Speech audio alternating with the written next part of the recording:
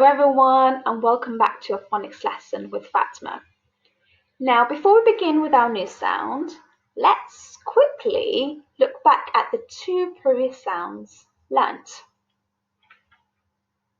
The first sound we looked at made the S sound. Say it with me. For sun or nest or sand. We also looked at the ah sound for ants or apple. Now, let's look at our new sound for today. I wonder what sound this makes.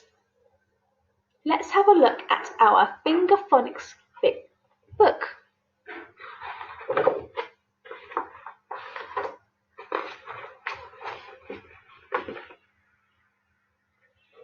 The children play a game of tennis in the garden. They hit the ball with the racket. Their friends turn their heads from side to side as they watch. Now, I think our new sound makes the t sound, and the action goes like this. T, t, t, t. Try it with me. T, t, t, t. For top or tin or cats or nut and tennis.